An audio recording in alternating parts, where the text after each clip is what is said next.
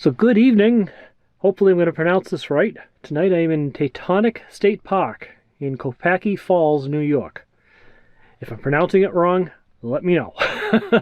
Anyway, just arrived, and yeah, it's actually not that late. It's only about 4:49, but the sun's setting already this time of year. It is November now. What's today's date? November 8th. So, sun sets earlier. As you can see on the weather station back here, it's actually kind of chilly. You see it there? It says 39 outside right now. 69, excuse me, as you can tell I'm also getting over a cold. 69 in the van right now, so we're just getting set up here, but it's not taking too long here. We've streamlined things quite a bit here, so we got the table and everything set up outside already. We're not going to be spending much time cooking out there this trip. I think most of my cooking's going to be taking place right in here inside the van. Definitely going to be washing the dishes inside the van. But we're not going to be doing a whole lot tonight. Like I said, I just got here. Sun's setting already, so most of my evening's going to be spent either outside at the fire pit or inside at the van, and probably more likely most of the time inside at the van. Inside the van here, where it's warm. I can turn the furnace on. But I do want to show you something I've added to the van. So we got to step outside to really show you this one in the cold. Open this door up. There's a switch right here. You now have outside lighting. I didn't have to string up the Christmas lights. That was a nice little change here.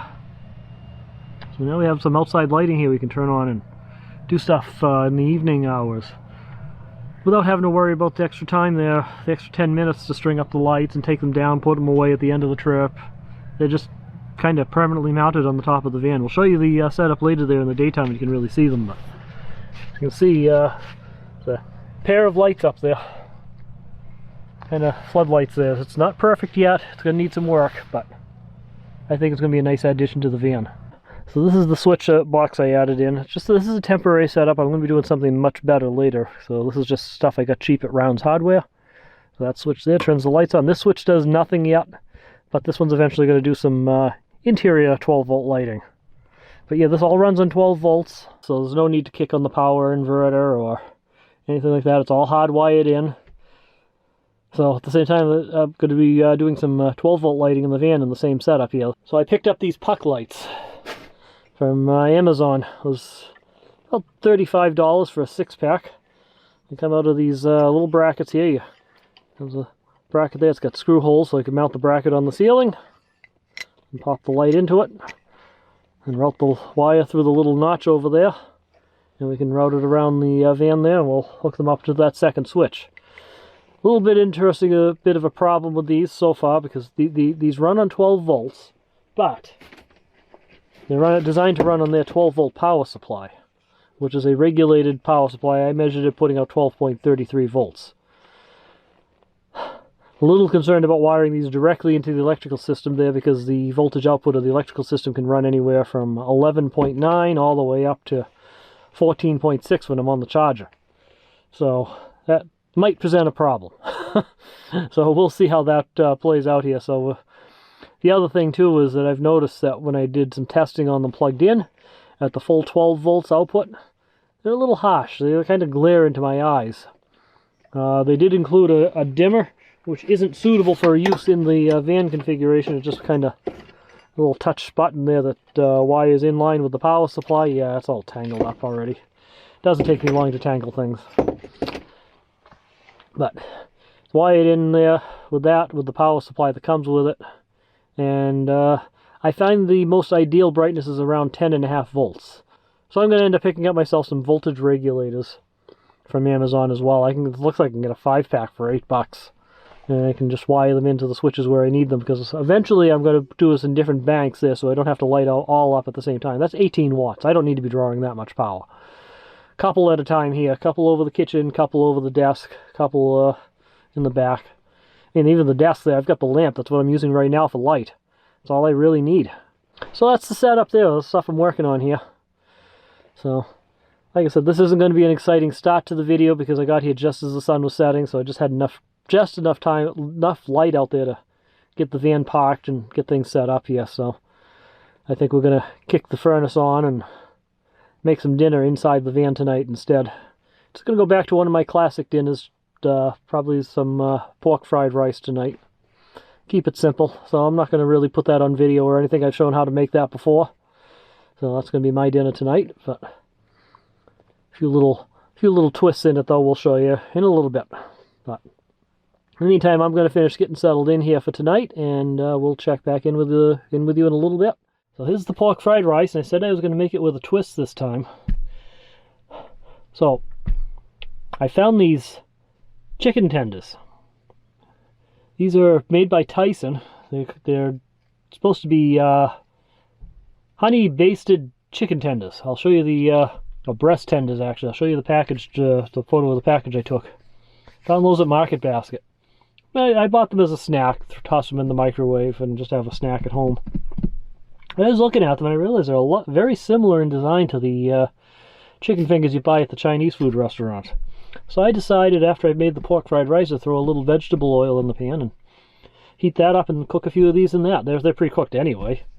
So we got that. We'll see if we can have sell some pork fried rice and chicken fingers. Chinese style chicken fingers. With that, we're going to have a glass of Coke.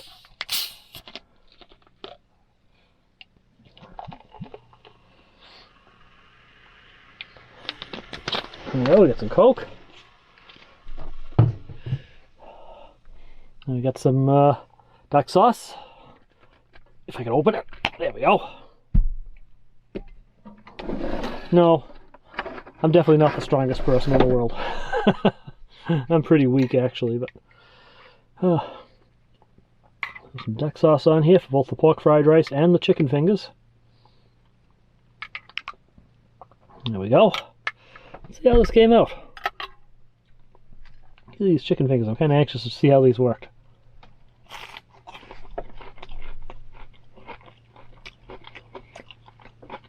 Well, it's different from the Chinese stuff, but it's not bad. It's close enough. It's definitely close enough. No, that was going to be a good dinner tonight. Alright, we'll check into with you guys later. So good morning. Yeah, I ended up putting the camera down and resting for the evening. I didn't even come out and start a fire last night. It was the temperature was about 34 degrees. It actually dropped down to 33 at the lowest last night. And we had rain coming in. I didn't know what time. It did come in later, but unfortunately it stayed wet. Well, there was some sleet coming down with it too, but it was mostly just rain. I was hoping I'd come out, wake up to a coating of white on the ground. Apparently if I had gone up north like I was also thinking of doing, I might have gotten that. But nope, I came here, so it just had all rain. Bummer. I'll show you those lights though that I got installed on the van. So these are the lights. I bought two of them from Harbor Freight for $25. Got a piece of super strut that I just bolted onto the crossbars, and I wanted these angled down a bit, so I didn't want to just mount them directly onto the super strut, so I bolted them into a couple pieces of PVC pipe and hose clamped that on there. Wire just runs through the super strut right now. It's just coming in through the door here, but at some point we're going to get that wire pass-through done. And it seems to work pretty well. Needs some design improvements as the roof rack system improves, because they should actually be a little bit closer to the edge, because the bottom down here gets cut off by hitting the roof there, so I actually have a shadow that comes down over the right next to the van area here, right where the kitchen counter is and everything else out here. So it needs some improvement, but it's not a bad little setup. So we'll play around a little bit more with that tonight while I'm out at the fire, because I'm hoping to have a fire tonight. I did buy firewood after all, so I should have one. I'm still getting over this cold here, coughing up quite a bit. Luckily I am coughing up phlegm. I wish I had thought to bring some cough expectorant with me. If there's no CVS or Walgreens or anything else anywhere near here, it's going to be an hour on the road just to get down to one and back. But we'll do what we can here. We got some honey in the van anyway. I've been using that. That's a natural expectorant, so it doesn't work as well, but at least it's working. It helps. The nice things I like about this campground here too. Some of these sites here have water spigots right at the site. So I have water available if I need it. Not that I need it. I've got plenty on board the van for what I need. But I have it there if I need it. Something to keep in mind for a future visit. I also want to thank Dee and Lee in their RV. They had an awesome video there of Taconic State Park. I used their video to pick out my campsite. This all looks like one of the best ones here. And it's not bad, other than neighbor down there is running a generator all the time. It's actually a nice quiet little campsite. So I'm enjoying it here. If it doesn't rain anymore, it'll be great. So yeah, I've done most everything. I had breakfast already. Made myself some more eggnog French toast in the van this morning. Got all my cleanup. The only thing I still have to do is wash dishes, and I don't feel like sitting in the van to do that, so we're gonna set up and do the dishes out here on the kitchen counter here.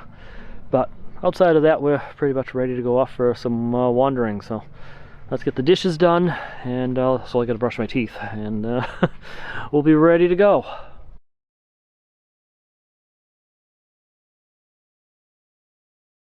Sounds like they're doing some maintenance around the campground here, getting it cleaned up, probably getting ready to shut down for the season because they only are running this place for a couple more weeks.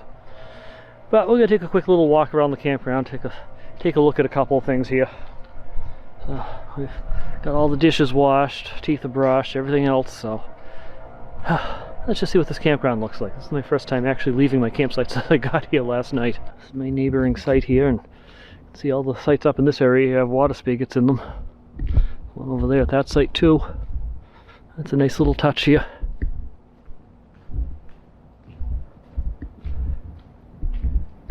Definitely hear more than one site running generators up here. That's too bad. Yeah, good, they have dishwashing stations here. Good. Sure. General facilities around here. Ah, map. Good. So we're here. All the hiking trails around the place too. Copake Falls, we'll be doing that in the next video. Another whole section down here too of the campground. I think there's another camping area. Yeah, there's another camping area down here. Check that out at some point in time. But that's where we are now. Love to explore all these trails, but we're not going to have that kind of time here, unfortunately. But not this trip. Yeah, I'll have reasons to come back. That's where the noisy cleaning is coming from there. He's doing a leaf blower behind this building here. North Shower House. Oh, nice. It has a hut tent. We're all set for the cold weather. Oh, this is a big campground. And of course everybody's in the back where I am. It's a lot quieter up here in the tent section, but obviously my van isn't a tent. So I couldn't go up in this area here. Yeah, look at that. All showers. Wow. Nice setup. Huh. A lot of these tent areas here, they have tent platforms. Nice solid dry spot to set up your tent on.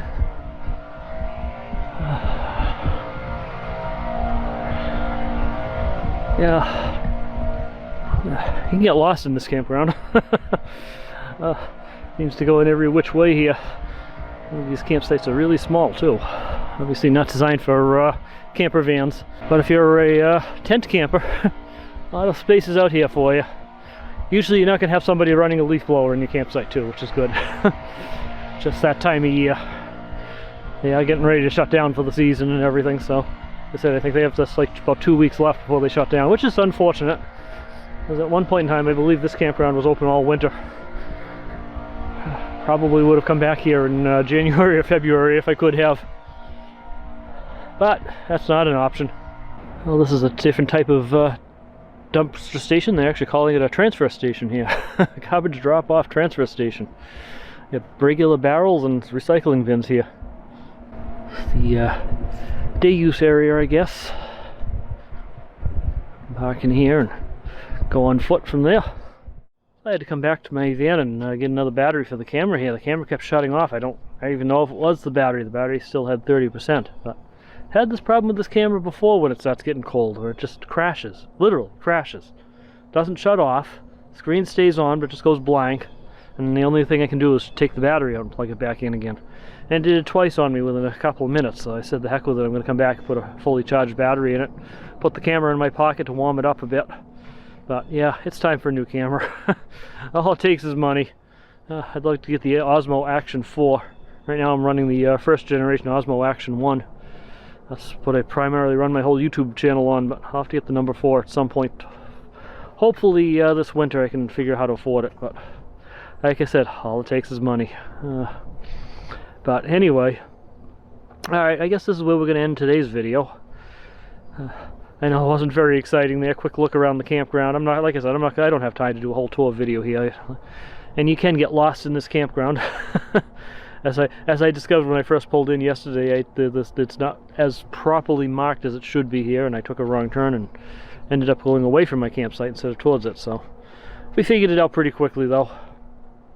The other thing I want to comment on too is that New York doesn't do a very good job of maintaining their sites, because Massachusetts and New Hampshire and that would have had this all cleaned out and ready to go for the next camper. And there's also trash around my campsite too here, like this, I don't know what this red thing is down there and things like that, but we're gonna get this place all cleaned up too. I'll clean up all the other people's trash before I leave, because I hate seeing that. So the site will be better after I leave than it was when I arrived. That's what I'm trying to say. So we'll get this all cleaned up and make it a nice site again. Anyway, with that, the next video here, we're going to work our way down to the Big Blast Furnace and Bash Bish Falls in Massachusetts. So come back for the next one. And with that, I guess we're going to end here. So remember, slow down and enjoy life. And we'll talk to you guys later. Thanks for watching, everybody.